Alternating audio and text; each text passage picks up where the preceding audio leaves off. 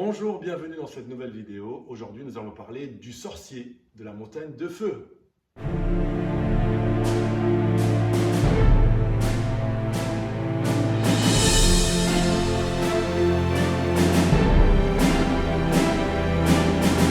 Le sorcier de la montagne de feu, donc le jeu, un jeu dont vous êtes le héros, une aventure à partager.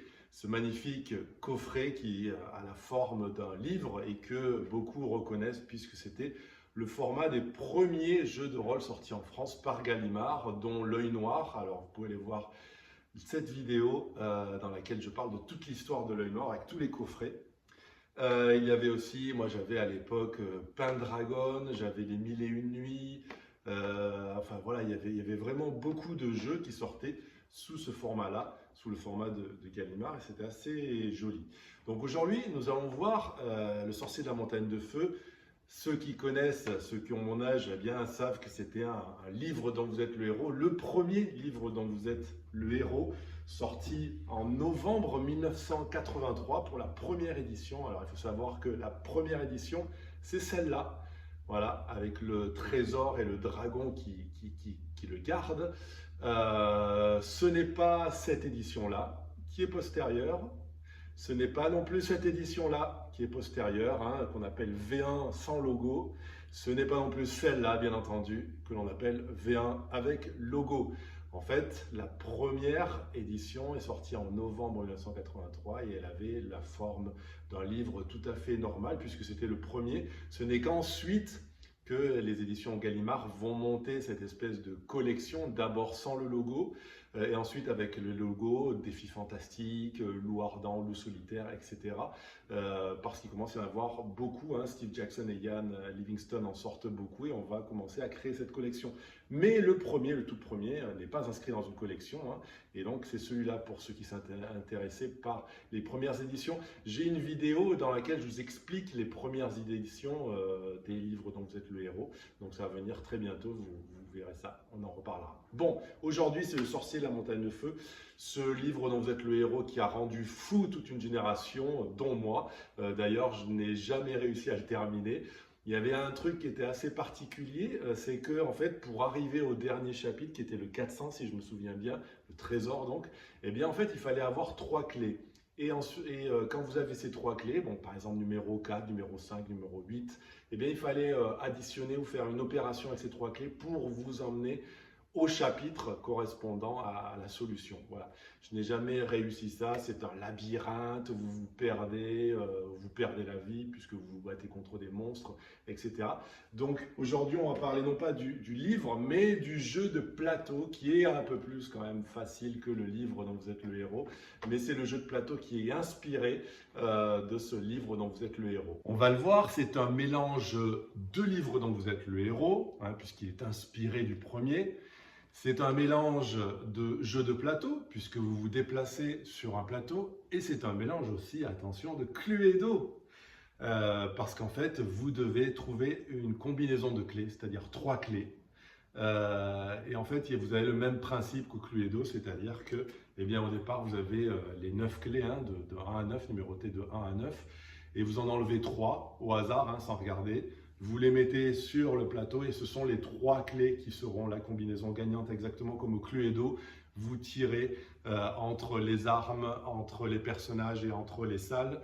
Vous tirez une carte et ces 3 cartes-là seront la solution du problème. Là, c'est pareil, les 3 clés, vous les aurez sur le plateau.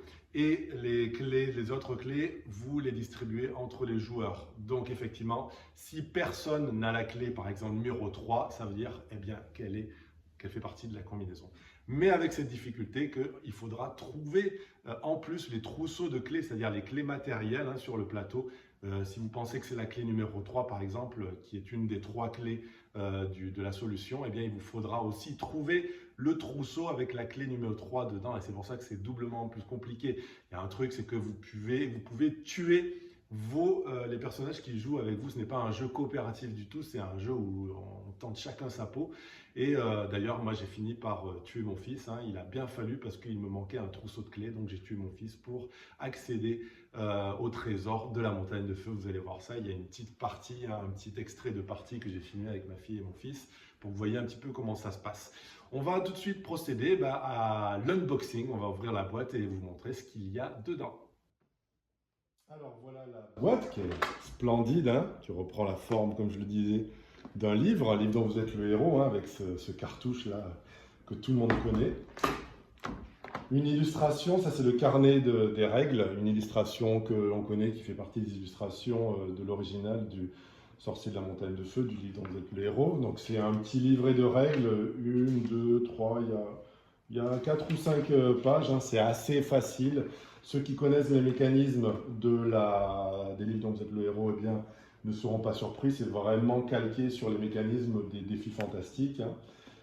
Là, vous avez un petit livret qui reprend les cases spéciales, hein, les rencontres spéciales, les monstres spéciaux, les salles des rencontres fixées, cartes trésor, voilà, qui vous explique un petit peu. Ça, c'est une pompe, comme j'appelle, c'est ce que je fais moi quand j'ai bien lu le guide, le manuel d'instruction, tout ça, je me fais vraiment une pompe et comme ça c'est beaucoup plus rapide quand on commence la partie. Eh bien, l'habileté, il faut savoir qu'on tire avec un D6, l'endurance, on fait 2D6 plus 12, voilà. Au lieu d'aller chercher pendant 3 heures, c'est beaucoup plus rapide quand vous commencez une partie. Voilà. Ensuite, on a bien, le plateau de jeu, hein, qui est composé de plusieurs parties. Il n'est pas très grand, mais il est assez joli. Alors, on va monter. Hop. C'est assez facile, hein, c'est un puzzle de 6 pièces, donc ça va, pas trop compliqué.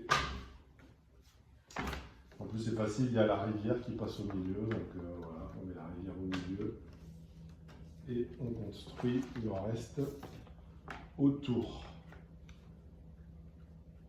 Hop. Voilà, je vous fais une petite vue d'ensemble, comme ça vous voyez bien, une vue rapprochée.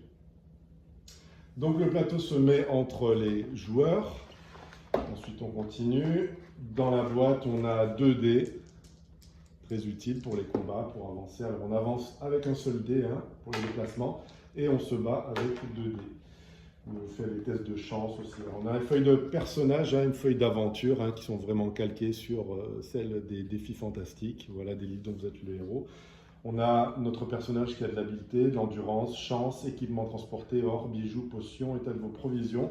Et ici, on a la partie pour les monstres, hein, où on peut garder un petit répertoire. On a ici la liste des clés du défi, donc c'est ce dont je vous parlais. Il va falloir trouver 3 clés. Donc vous allez rayer les clés que les autres joueurs vous présentent, hein, puisque ce sont celles qui ne seront pas ici sur la case du trésor. Et donc voilà, c'est votre espèce de cluedo pour à la fin trouver les 3 clés qui ouvrent le trésor. Ensuite, voilà les clés du défi, hein, c'est les clés, elles sont appelées clés du défi. Vous voyez, elles sont numérotées de 1 à 9. Donc vous en avez au départ 2 chacun, enfin en tout cas dans une partie à 4 personnes, 4 joueurs, vous avez 2 clés du défi chacun. Donc les vôtres, une fois que vous les avez, par exemple, si j'ai le 5 et le 7, vous voyez, eh bien, sur ma feuille de personnage, ma feuille d'aventure, je vais déjà rayer le 5 et le 7, puisque elles ne sont forcément pas dans la combinaison gagnante. Nous avons les cartes du labyrinthe. Il y a 6 cartes de labyrinthe qui vont être disposées ici sur le plateau, là, comme ça, face cachée, hein. On ne les voit pas.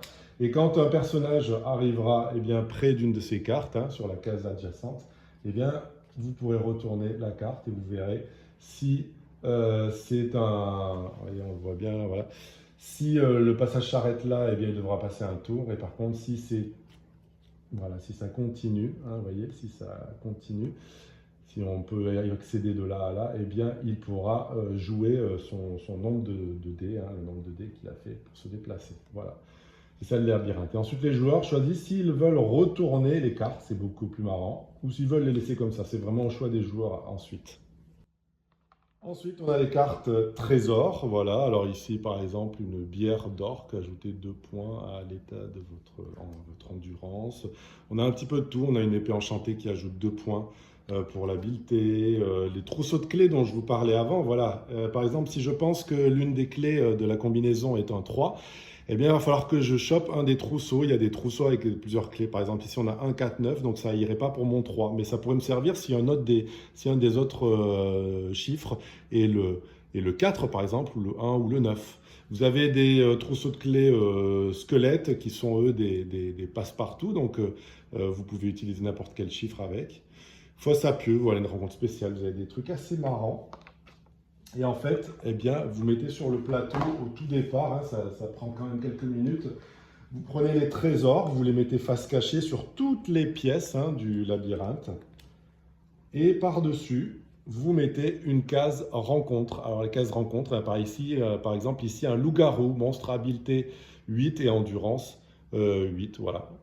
Ce sont les monstres que vous allez rencontrer. Une fois que vous tombez sur cette case, eh bien, vous vous battez contre le monstre ou vous fuyez, mais il faudra quand même faire un assaut avec le monstre avant de fuir.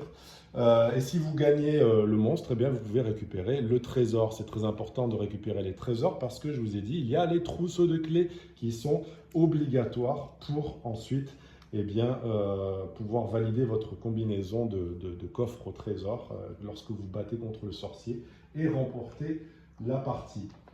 Alors, votre personnage, eh bien, vous avez le choix entre plusieurs petits personnages qui sont assez sympas, voilà, qui sont vraiment issus des jeux de rôle. Hein. Ici, on a un elfe avec un arc, on a un guerrier, barbare, on a un illusionniste, un magicien, encore un guerrier, un nain guerrier et un moine, voilà, ou un clerc. Hein. Ce qui est assez dommage, c'est qu'il n'y a pas de représentation féminine. Hein. Il n'y a pas de, voilà, quand vous jouez, moi j'ai joué avec ma fille, elle a pris un elfe par exemple. Voilà, c'est dommage, ils auraient pu mettre. Mais c'est vrai que c'était assez masculin, les livres dont vous êtes le héros. Je me rappelle encore, vous serez l'homme qui sauverait le monde, etc. C'était vraiment quelque chose qui était fait pour les garçons. Voilà, c'est un peu dommage parce qu'il y avait aussi des filles qui jouaient. Elles devaient se sentir un petit peu exclues. Voilà. Ensuite, les livres dont vous êtes le héros, ils ont quand même pris ça en compte et on pouvait jouer un garçon, une fille, une princesse, un guerrier, etc. Donc voilà, mais là on est vraiment au balbutiement et donc là vous avez que des garçons. Bon, écoute, on fait avec. Sinon, vous pouvez prendre une petite figurine hein, de notre jeu ou autre chose et jouer avec. Donc voilà, c'est assez facile. On revient, hop, au jeu. C'est assez facile, il suffit de vous commencer ici, à l'entrée. Voilà, tous les personnages commencent à l'entrée. Vous avez une case, hein, c'est des grosses cases, voilà, vous passez dessus. Il faut lancer un dé, vous vous déplacez, 5. 1, 2, 3, 4, 5, voilà. Si jamais je rentre dans une pièce, eh bien, je vais devoir me heurter à la rencontre, hein, ce qu'on a vu avant, et puis le trésor, hein, c'est-à-dire que si je combats... Alors, il n'y a pas que des créatures, hein, il y a des gens qui vous proposent des marchés, il y a des voleurs qui vous prennent des affaires, voilà, il y a plein de choses dans ces rencontres spéciales. Si vous gagnez, vous prenez le trésor avec vous, voilà, et vous l'inscrivez dans votre feuille d'aventure. Si vous faites un 1 avec le dé, eh bien, vous avez droit à poser une question sur les chiffres. Ça, c'est comme au Cluedo, en fait. Hein. C'est quand vous posez la question à quelqu'un, est-ce que le chandelier avec Madame Rose dans la bibliothèque, et puis si le joueur qui est à votre gauche a une de ces cartes, il vous la montre. Là, c'est un petit peu pareil. Quand vous faites un 1, vous faites une clé du défi et vous dites, eh bien, je voudrais voir la clé numéro 5, par exemple. Bien sûr, c'est une clé que vous n'avez pas. La clé numéro 5, et là, le joueur en fait, qui est à côté de vous, eh bien, ils ont deux cartes. Ils ont une carte clé du défi, par exemple, avec le chiffre 5. Hein. Alors ici, voilà, elle est là, voilà. Et une autre carte qui s'appelle Vierge. Voilà. Et donc, s'il a le 5, eh bien, il va mettre la carte 5 et la Vierge hein, à côté devant lui, voilà. Et moi, je vais les regarder, je vais voir qu'il a la 5, je vais barrer la 5 sur mon truc, voilà. L'autre personne, évidemment, qui n'a pas la 5, va mettre deux cartes vierges. C'est fait pour pas savoir qui a la carte, en fait, de la carte 5, en fait, qui a des clés ou qui n'a pas de clés, voilà. Il se pourrait que la 5 ne soit pas chez les joueurs, ils me présenteraient tous les deux cartes vierges, hein. Il n'y aurait que moi qui le saurais en le retournant, voilà. Et je saurais que la 5 eh bien, fait partie de la combinaison du coffre, voilà. Donc ça, c'est assez sympa. Ça fait varier le jeu, c'est jamais pareil, hein, puisque la combinaison n'est jamais la même. Donc c'est par rapport au livre dont vous êtes le héros, c'est toujours la même combinaison, évidemment. Ici, non, ça change à chaque jeu, donc c'est très sympa. Ensuite, pour les combats, eh bien, c'est facile. Vous avez un chiffre en habileté. Il suffit de l'ajouter au lancer de 2 dés. Par exemple, si j'avais 8, eh bien, ce serait 8 plus 5, qui fait 13. Et le monstre, par exemple, s'il a 5 en habileté, il lance aussi les 2 dés, hein, et puis voilà, il y ferait 7. Donc, mon chiffre est supérieur au chiffre du monstre. Donc, je lui inflige 2 points de dégâts. C'est vraiment le mécanisme des défis fantastiques, hein. Même mécanisme que les livres dont vous êtes le héros de la collection Défis Fantastiques. Si le résultat est égal, hein, si le monstre et le joueur font le même résultat issu du lancer des 2 dés plus leur habileté, eh bien, on recommence. Hein, voilà, ça a un coup dans l'eau, on va dire, hein, un coup d'épée dans l'eau, et on recommence. Voilà, jusqu'à ce que l'un des 2 personnages ait 0. Si le monstre a 0, eh bien, il meurt et vous pouvez récupérer la carte trésor qu'il gardait. Si c'est vous qui mourrez, eh bien voilà, vous perdez toutes vos affaires que vous devez laisser à l'endroit où vous êtes mort, et les autres personnages pourront aller chercher vos précieuses possessions. Voilà, il n'y a pas beaucoup plus à dire, c'est assez sympa, c'est marrant si vous voulez jouer avec vos enfants, et puis ça vous fait revivre un petit peu les livres dont vous êtes le héros, c'est vachement bien, Le Sorcier, la Montagne de Feu. Donc c'est vraiment une Madeleine de Proust pour les gens de ma génération qui ont 50 ans, hein, et qui ont connu les livres dont vous êtes le héros à l'âge de 12-13 ans. Euh, donc voilà, c'est très très très sympa. Je vais vous proposer maintenant de voir un petit extrait d'une partie qu'on a jouée avec mes enfants, comme ça vous voyez un petit peu le mécanisme. Voilà. Allez Léo, vas-y. Tu te bats contre qui? Le zombie? La goule, elle est où la goule? Ah, elle est là. La goule, alors elle a 8 en habileté, ouais, et 7 en endurance. Allez, vas-y. Donc, tu fais la goule, Eva?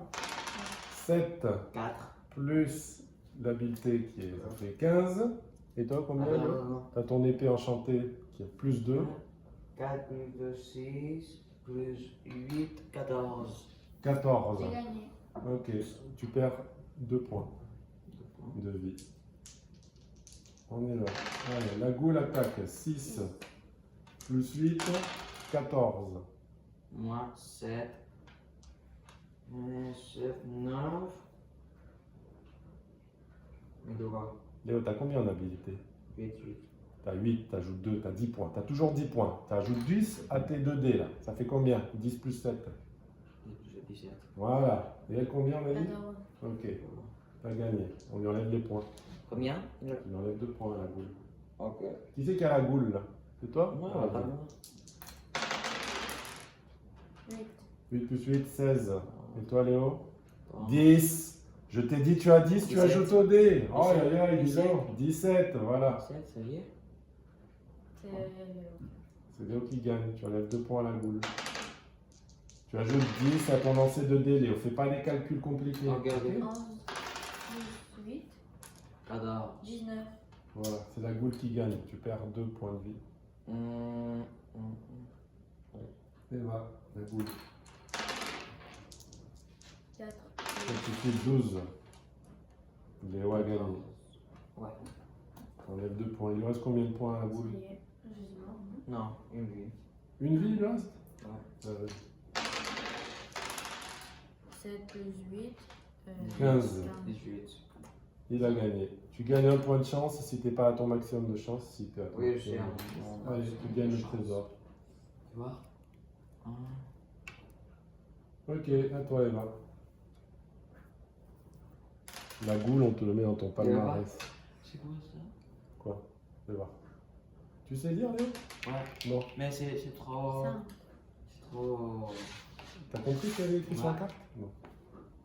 Ça y est. Ok. Ouais, moi. Merlin l'Enchanteur. 4. Il me faut les gars. 1, 2, 3. Rencontre. Qu'est-ce qu'il y a dans cette pièce? Sage. Rencontre spéciale. Ah.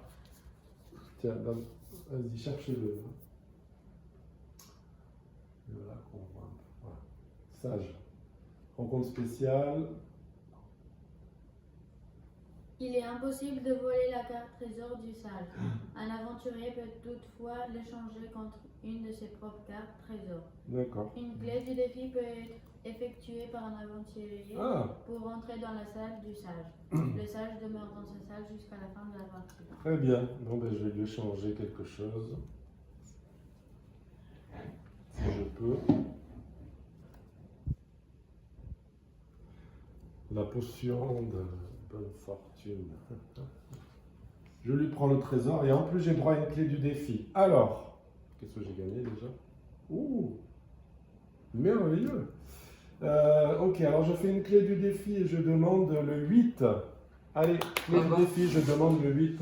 Ok. La clé numéro 8. Est-ce Bien. que quelqu'un a la clé numéro 8? Nous allons voir ça.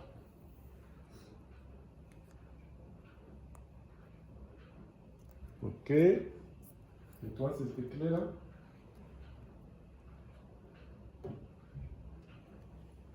Ok, très bien, merci. Allez, c'est à toi, Léo. Ok. Rancard. Géant, monstre, habilité 9, endurance 9. Quoi? Un géant. Un géant? Ouais. Allez. Léo, qui c'est qui se bat contre lui? Qui c'est qui fait le géant? Eva, tu fais le géant. Allez, c'est parti. Léo, t'as compris? Attends. T'ajoutes 10 à tes lancers de dés. Ouais, Hein, ouais, c'est ouais. pas compliqué. Tu mets combien? Habilité 9, endurance 9. Ah, 17. 4 plus 9. 3 et ça, c'est 13. pareil. Il a gagné. D'accord. Enlève-lui 2 points. Il a 7 points de vie. Très Ouais, bien. je sais. 17. Encore. 5 plus 9. 14. Ok, j'ai gagné. 4 plus 9, 13. 13. Ah, égalité, on recommence. Ouf. 18. Oula! 19. 18. 19, tu prends 2 points, Léo. On va manger de la soupe hein, de temps en temps pour gagner des vies. Moi, il faut que j'en mange après, hein, parce que j'ai plus de vie. Oh. Ah. 12. 20. Plus 9. 20. 12 plus 9, 21. 20. Tu prends 2 points. Mais c'est cool. Tu sais que tu peux fuir à un moment donné. Hein. Mais il y Hein? a une pénalité. Ouais. 16. 13. 16, la manche. Il lui reste combien de points de vie? 3. 3.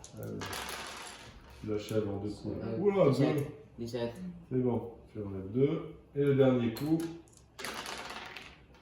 Oh, 16. c'est bon. La manche. Tu récupères un point de chance, mais non, tu es au maximum. Et tu prends la carte trésor. C'est où? Là. Là. Là. Et on met le géant dans ton palmarès. 4 plus 10, 14. 18. Super, tu lui as encore mis un coup. Le dragon, il a plus que 4 points de vie, dis donc. Tu vois, tu pensais que tu allais mourir alors que c'est le dragon qui est en train de mourir là. Ouh, 20 points. Oui. Aïe, aïe, aïe. 4 et 15. 15, il te met 2 points de vie. 17. 17. Ah, ex aequo, on recommence. Ouh, il a fait un petit coup là. Il a fait 13. Oui. 5 plus 9. 14. Très bien, tu lui mets 2 points. Il lui reste 2 points au dragon. C'est lui là, le dragon, le méchant dragon contre le nain. Vas-y, allez, dernier coup. 17. 16, il a perdu. Ouais, j'ai gagné. Il est mort. J'ai gagné Le comme dragon est Et je mort. prends le Waouh. J'espère que c'est un beau trésor. Hein. Je viens de faire 1. Mon Merlin est là, alors je l'avance de 1. Il va rentrer dans le garde-manger, mais avant, je fais une clé du défi. Alors, je vais demander la clé du défi numéro 7. La 7. Si vous avez la 7, vous mettez la 7 et une clé vierge. Oui, là, je suis là. Si vous n'avez pas le 7, vous mettez 2 clés vierges. Très bien. Ok, très bien. Merci. Ça veut dire que si personne n'a la 7, elle est là-bas. Mais si quelqu'un a la 7, eh bien, elle n'est pas là-bas. Ce n'est pas la combinaison du trésor de la montagne. Voilà, de feu. Alors. Très bien, Léo, c'est à toi. Vas-y, continue. Allez, je jette le dé.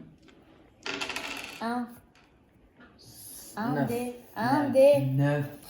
Un dé. Léo, il a tué le zombie. Ouais. Allez, tu t'ajoutes un point de chance si tu n'avais pas. Non, Si non, tu n'es non. pas au maximum. Et C'est bon. tu prends la carte trésor. Voir. Oh, c'est bien. Ça te plaît? Ouais. Hop, j'arrive ici. Je dois combattre contre le sorcier qui a 11 en habileté, 18 en endurance. Mais comme j'ai l'œil du cyclope que j'ai volé à mon fils, que j'ai tué, il tue le sorcier sans combat.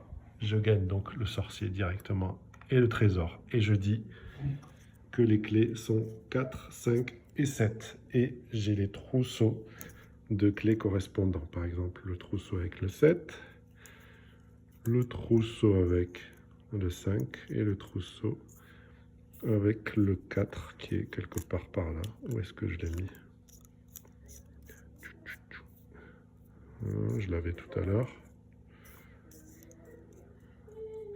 Bon, bref, je l'avais. Et donc, voilà, 4, 5, 7, et on va vérifier. Et oui, 4, 5 et 7. Et j'ai gagné.